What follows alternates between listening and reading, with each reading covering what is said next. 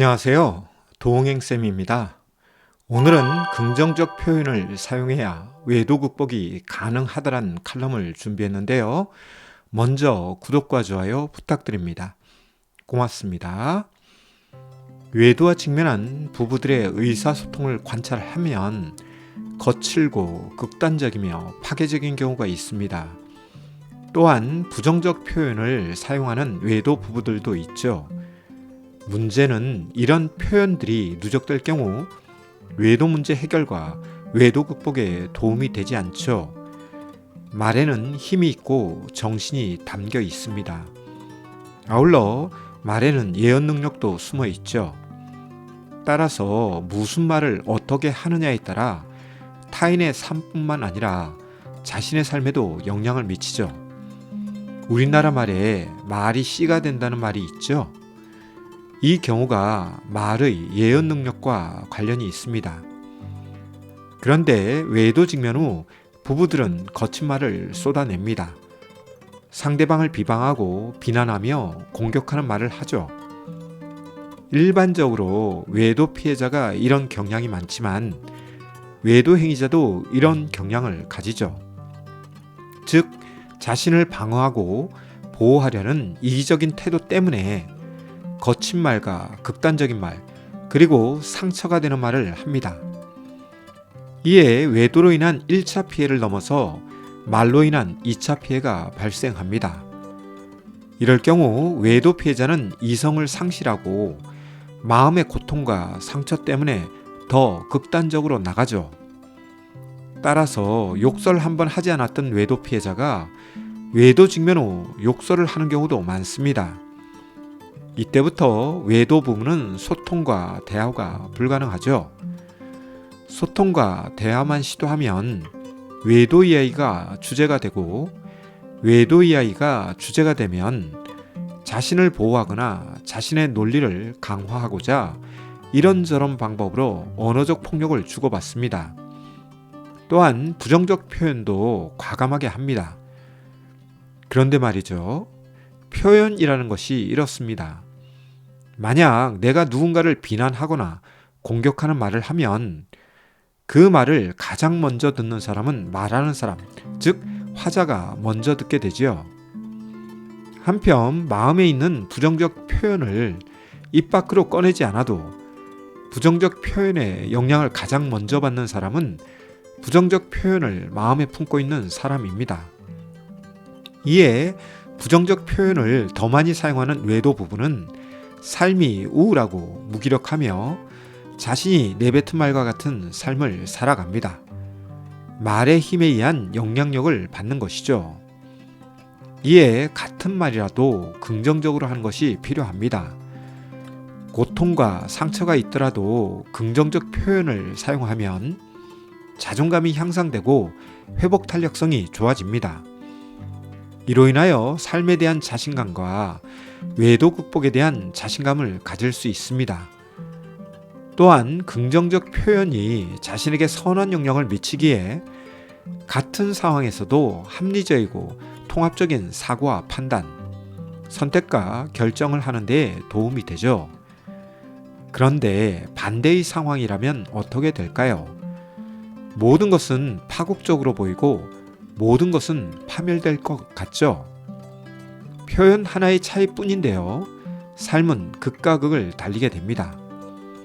그럼 어떻게 하는 것이 긍정적 표현일까요? 만약 배우자에게 어떤 기대와 소원이 있다면 그 기대와 소원을 긍정적으로 표현하는 것입니다. 이것저것을 하지 말라는 표현보다 이것저것을 해달라는 표현을 하는 것이 긍정적 표현이죠. 그런데 긍정적 표현을 사용한다고 해서 당신의 기대와 소원이 즉시 이루어지지 않을 수도 있죠.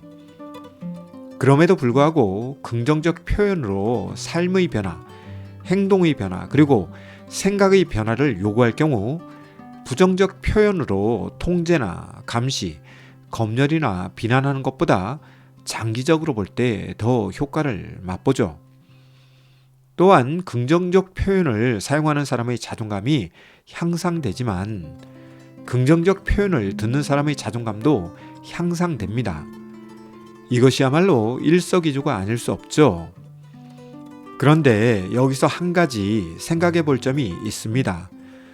그것은 머리로는 긍정적 표현을 하고 싶어도 순간적으로 감정 반사적인 언행을 할 경우 긍정적 표현보다 부정적 표현을 사용합니다. 따라서 감정 반사적 언행을 줄이기 위해서는 외도로 인한 마음 상처 치료가 급선무입니다. 아무리 의식적으로 긍정적 표현을 사용하려고 해도 마음 상처에서 느껴지는 고통이 있을 경우 긍정적 표현은 되지 않고 부정적 표현부터 나오죠.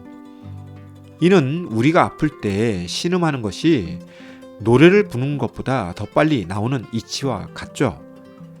한편 제가 외도 상처를 치료하라고 강조하는 이유에는 고통 완화 목적만 있는 것이 아니라 자존감 향상, 회복 탄력성 향상, 자기 효능감 향상 등 다양한 요소들을 강화해야 하기 때문인데요.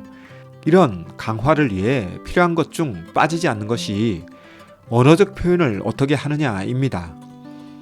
대부분의 외도 피해자들은 외도 직면 후 억울함 때문에 고통을 맛보고 괴로워합니다. 이로 인해 입에서 고운 말이 나올 틈이 없죠.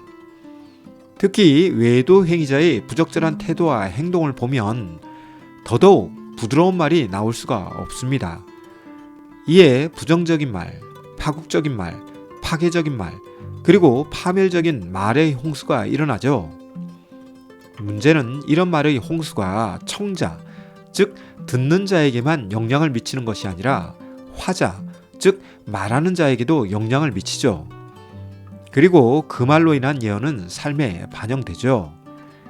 따라서 외도 직면 후 어떤 표현을 많이 사용하느냐는 외도 부부의 삶에 지대한 영향을 미칩니다.